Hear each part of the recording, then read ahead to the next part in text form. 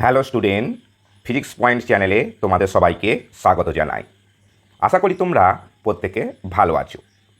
আজকের পর্বে আমাদের আলোচ্য বিষয় একটি আহিত পরিবাহীর পৃষ্ঠে কী পরিমাণ বল প্রযুক্ত হয় এবং একটি আহিত সাবানের বুদবুদের সাম্যাবস্থার শর্ত কী। So my name is Uttam Samanta, your physics teacher, and this is your cute channel UX the Physics Point. চলো তাহলে শুরু করা যাক। 1 নম্বর, force on the surface of a charge conductor. একটা কন্ডাক্টর আমি আনলাম, স্ফেরিক্যাল কন্ডাক্টর, যাকে পজিটিভ আধানে আহিত করা হলো। তো এই কন্ডাক্টরের পৃষ্ঠে কী পরিমাণ বল অনুভূত হয় সেটা আমাদেরকে বার করতে হবে। আমরা জানি সমধর্মী আধান পরস্পরকে বিকর্ষণ করে, তাই কোনো আহিত পরিবাহীর এক অংশের আধান বাকি অংশের আধান দ্বারা বিকর্ষিত হয়, অর্থাৎ পরিবাহীর পৃষ্ঠতল তাতে সঞ্চিত আধানের জন্য একটি বহির্মুখী বল অনুভব করে। তাহলে এই গোলকটা এপসাইলন নট তড়িৎভেদ্যতা সম্পন্ন একটি মাধ্যমে অবস্থিত। গোলকটির দুটি অংশ AB এবং ACB। এই AB অংশের আধান ACB এই অংশের আধান দ্বারা একটি বহির্মুখী বিকর্ষণ বল অনুভব করবে। কতটা পরিমাণ বল অনুভব করবে সেটাই আমাদের কিন্তু ক্যালকুলেশন করতে হবে। ধরি ধনাত্মক আধানে আহিত একটি পরিবাহীর পৃষ্ঠে AB একটি ক্ষুদ্র অংশ, এই অংশটি পরিবাহীর বাকি ACB এই অংশের আধানের জন্য একটি বহির্মুখী বল DF অনুভব করে।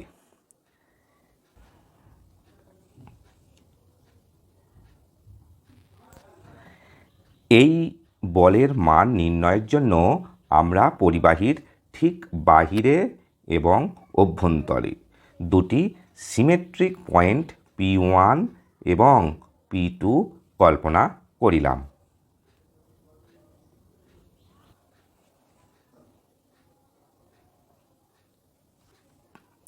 P1 বিন্দুতে AB এবং ACB এই দুটি অংশের জন্যই ইলেকট্রিক ফিল্ডের অভিমুখ কোন দিকে হবে? বাহিরের দিকে।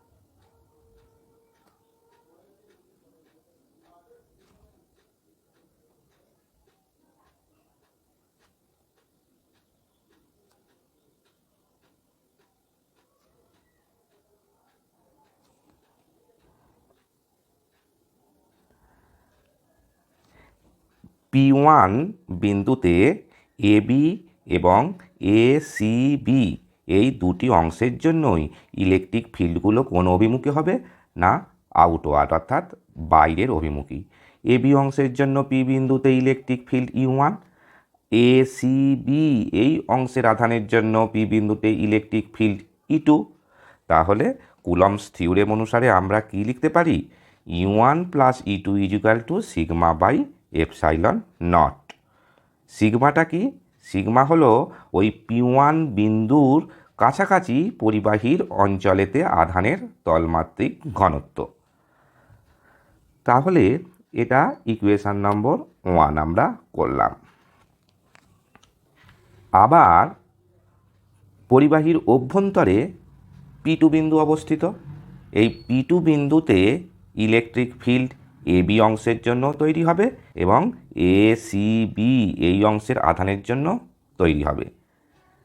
তবে এই দুই ইলেকট্রিক ফিল্ডের অভিমুখ কিন্তু বিপরীত অভিমুখী, অর্থাৎ AB অংশের আধানের জন্য P বিন্দুতে ইলেকট্রিক ফিল্ড ইনওয়ার্ড অর্থাৎ গোলকের ভিতরের দিকে, আর ACB এই অংশের আধানের জন্য P2 বিন্দুতে ইলেকট্রিক ফিল্ড কোন দিকে না, ওই বিন্দু থেকে বাহিরের দিকে, গোলকের বাহিরের দিকে। তাহলে আমরা এটাকে E1, এটাকে আমরা E2 লিখলাম ঠিক আগের মতো। আমরা আবার জানি গোলকের অভ্যন্তরে ইলেকট্রিক ফিল্ড কি হয়, 0। তার মানে E1 minus E2 equal two 0।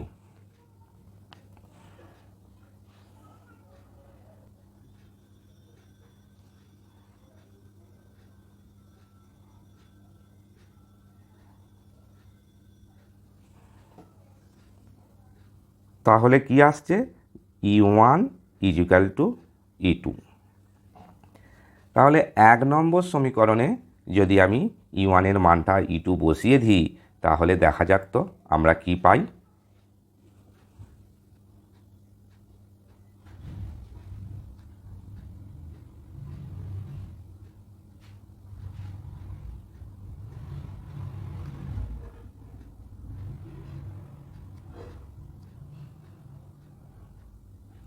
তাহলে আমরা কি পেলাম, E2 equal to sigma by 2 epsilon naught. অর্থাৎ পরিবাহীর ACB এই অংশের আধানের জন্য P1 বিন্দুতে electric field sigma by 2 epsilon naught.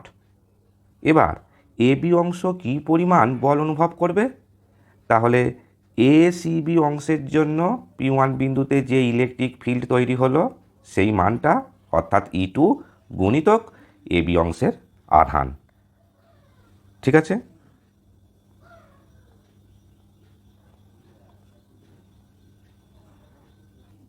তাহলে কি আসছে, E2 গুণিত DQ। DQ হচ্ছে কি AB অংশে সঞ্চিত আধান। তাহলে E2-র মানটা আমরা বসিয়ে ফেললাম সিগমা বাই 2 এপসাইলন নট, আর DQ এর মানটাও যদি আমরা এইভাবে বসাই সিগমা গুণিত ওই AB অংশের ক্ষেত্রফল, সেটাকে আমি মোটামুটি DA দিয়ে ডিনোট করছি। তাহলে ইকুয়েশানটা কি দাঁড়ালো, half sigma square DA by epsilon naught. আমরা কি জানি পরিবাহীর খুব কাছে ইলেকট্রিক ফিল্ড কি হয়, E equal to sigma by epsilon naught. এটা কুলম্বস থিওরেম। তাহলে এখান থেকে সিগমা ইকুয়াল টু কী বার করতে পারি, এপসাইলন নট ইন্টু E। তো এই সিগমার মানটি আমি কিন্তু এই ইকুয়েশানে বসিয়ে দেবো। তাহলে half epsilon naught square E square DA by epsilon naught. তাহলে কি এলো, half epsilon naught E square DA।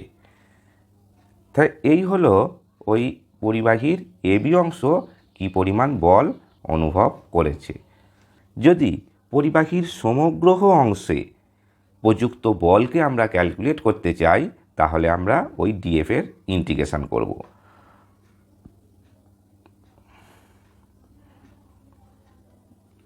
অতএব টোটাল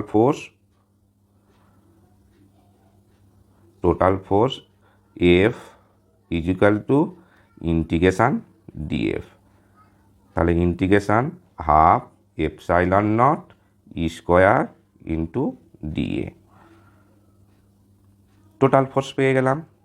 যদি আমরা পরিবাহীর পৃষ্ঠে কী পরিমাণ প্রেসার ক্রিয়েট করে সেটুকু বার করতে চাই, অর্থাৎ ইলেকট্রিক প্রেসার কি আসবে, তাহলে আমরা কিভাবে লিখব,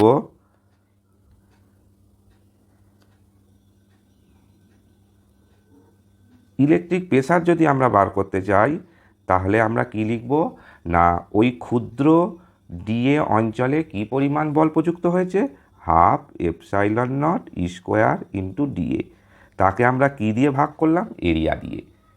তাহলে ফোর্স পার এরিয়া সেটাই দেবে কি, প্রেসার, ইলেকট্রিক প্রেসার। তাহলে DA ক্যান্সেল আউট হয়ে গেল, এলো কি half epsilon naught E square. অর্থাৎ একটা আহিত পরিবাহী, তার পৃষ্ঠে যে পরিমাণ প্রেসার অনুভব হবে সেটা হচ্ছে half epsilon naught square. Number 2, equilibrium of A charged সব বাবল। এখন দেখো কিভাবে একটি সব বাবল তৈরি করা যায়। তোমরা বাড়িতেও এটি করতে পারবে। প্রথমে একটি পাত্রে সাবান জল তৈরি করবে, তারপর একটি ক্যাপিলারি টিউবের এক প্রান্ত ওই সাবান জলে ডুবিয়ে নেবে। কি দেখবে বলো তো? দেখো, একটা ক্যাপিলারি টিউব আমি আঁকলাম। এর এই প্রান্তটি সাবান জলে যদি ডুবিয়ে দেওয়া হয় তাহলে টিউবের এই প্রান্তে সাবান জলের একটি স্বর কিন্তু তৈরি হবে।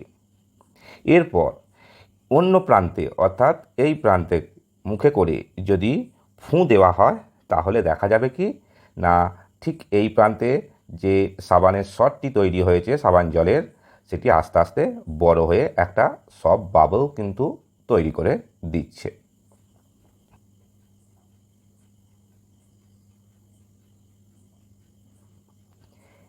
এবার দেখো, এই সব বাবলের ভিতরে থাকা এয়ার মলিকিউলসগুলি বাবলের ভিতরের দেওয়ালে বাইরের দিকে একটি চাপ দেবে, যাকে আমরা বলবো পি ইন। এবং বাহিরে থাকা অ্যাটমসফিয়ারের যে মলিকিউলসগুলো রয়েছে সেই মলিকিউলসগুলো বাবলের ওপরে বাইরের দিক থেকে ভিতরের দিকে একটি চাপ দেবে, যাকে আমরা বলবো পি অ্যাটমসফিয়ার। যদি এই সব বাবল ইকুইলিব্রিয়াম অবস্থায় থাকে তাহলে কি মনে হয়? বাবলের ভিতরের প্রেসার বেশি না বাইরের অ্যাটমসফিয়ারের প্রেসার বেশি? এখন সারফেসের আকৃতি দেখে তোমরা বলবে, স্যার ভিতরেই প্রেসার বেশি, তবেই তো ভিতরের দিকে সারফেসটি কনকেভ আকারের। হ্যাঁ, তোমাদের ধারণাটাই ঠিক। বাবলের ভিতরে এয়ার প্রেসার বাইরের অ্যাটমসফিরিক প্রেসার অপেক্ষা কিন্তু বেশি। That means P in is greater than P atmosphere. যদি তা না হতো, বাবলের সারফেস টেনশানের জন্য বাবলটি কী হতো? ক্রমশ সংকুচিত হয়ে পড়তো। তাহলে এখানে আমরা কি দেখলাম? বাবলের ইকুইলিব্রিয়াম পজিশনের জন্য বাবলের অভ্যন্তরে যে এক্সেস প্রেসার ক্রিয়া করে তা সারফেস টেনশনজনিত প্রেসারের সাথে সমান। That means for the condition of equilibrium,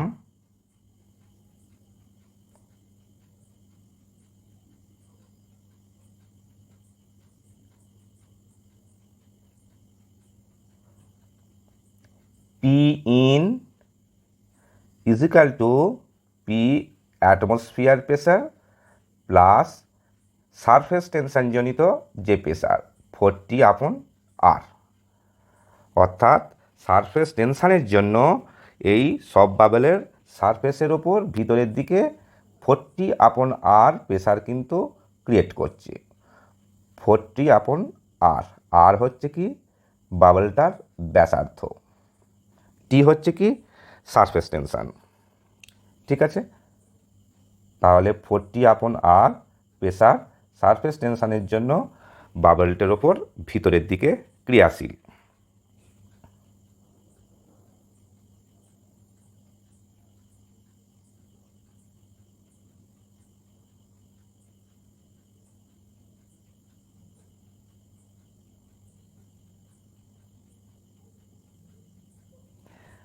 তাহলে P XS is equal to 40/R, এটা হচ্ছে 1 নাম্বার ইকুয়েশান।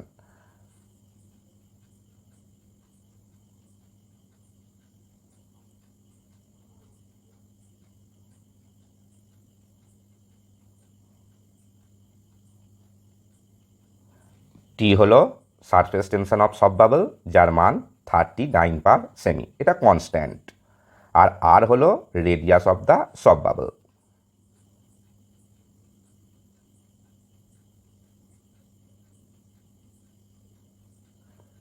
এখন যদি এই বাবলকে কিছুটা পরিমাণ আধান দেওয়া হয় তাহলে কি হবে দেখা যাক। তাহলে বাবলটিকে চার্জ করা হলো।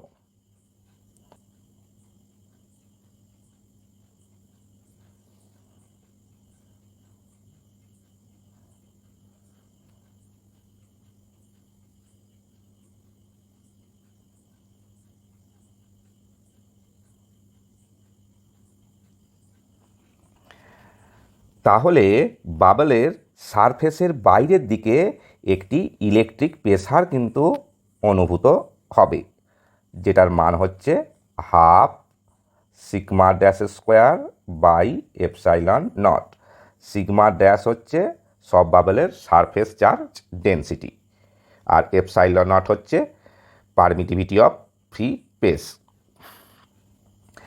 এখন বাবলের আয়তন কিছুটা এর ফলে বৃদ্ধি পাবে, ফলে পি ইন এর মানও কিন্তু হ্রাস পাবে।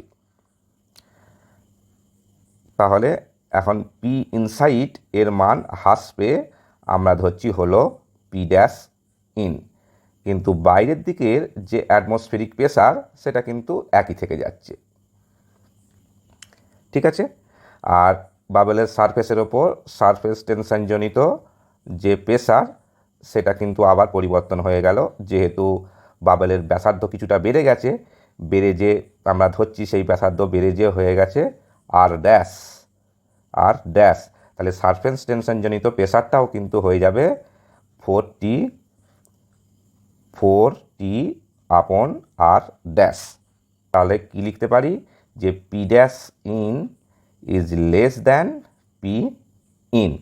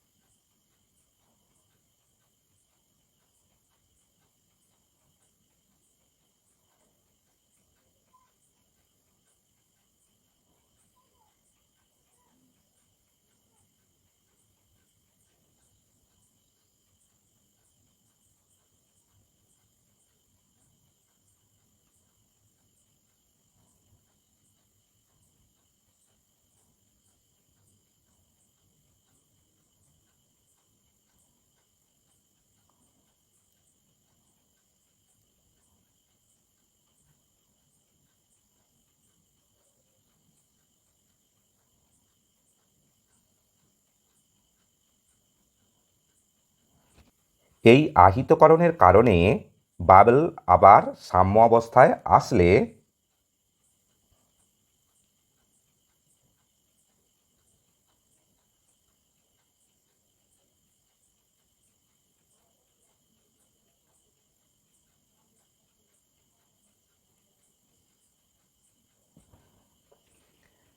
কি দেখা যাবে, P dash in plus half sigma dash square by epsilon naught, এই প্রেসারগুলো কি pressure, outward pressure, equal to P atmospheric plus 4T upon R dash. এই প্রেসারগুলো কিসের না ইনওয়ার্ড প্রেসার। তাহলে প্রেসারগুলো ইকুয়াল হয়ে গেল এবং অপোজিট হয়ে গেল। তাহলে এখান থেকে আমি কি লিখতে পারি, P dash in minus P atmosphere, এটা তো হচ্ছে এক্সেস প্রেসার দিচ্ছে, এই অবস্থায় excess pressure, plus half sigma dash square by epsilon not is equal to 4T upon R dash. That means P dash excess plus half sigma dash square by epsilon not is equal to 4T upon R dash. তাহলে এটা হলো equilibrium condition, এটা হলো equilibrium condition, equation number 2। অর্থাৎ চার্জিংয়ের পর bubble যদি সাম্যাবস্থায় আসে তাহলে এই কিন্তু ইকুয়েশন সে মান্য হবে। এখন চার্জের পরিমাণ যদি ক্রমশ বাড়াতে থাকি তাহলে কি দেখতে পাবো দেখা যাক। ফার্দার চার্জিং করা হোক।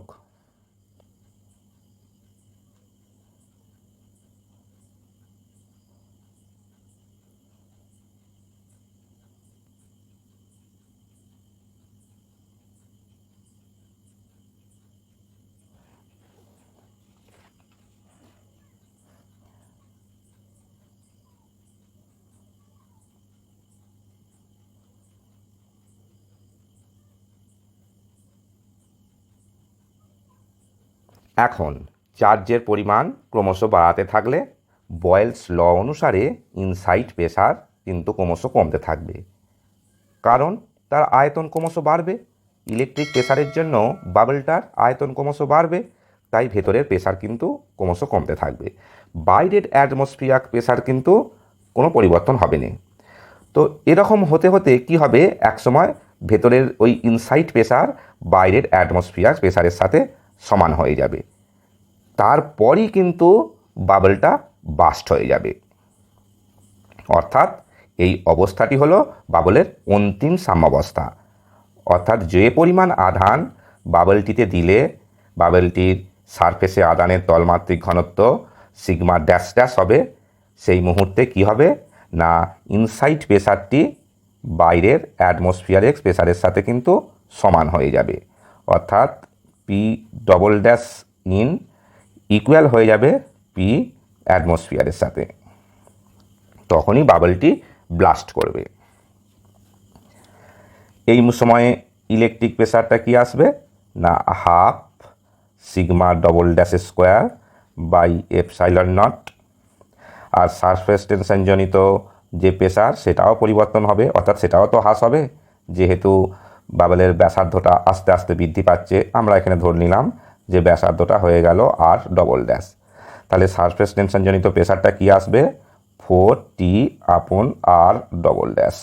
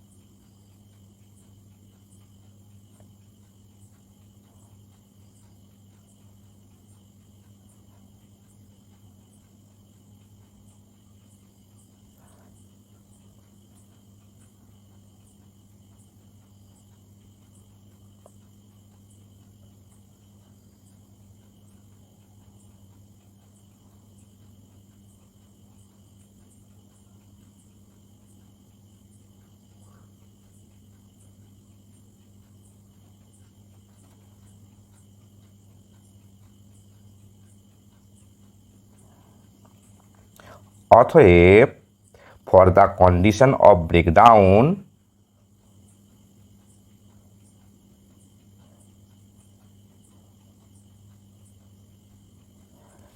P double dash plus half sigma double dash square by epsilon not is equal to P atmosphere plus 40/R double dash.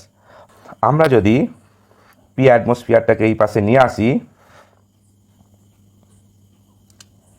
Minus P atmosphere plus half sigma double dash square by epsilon not is equal to 40/R double dash.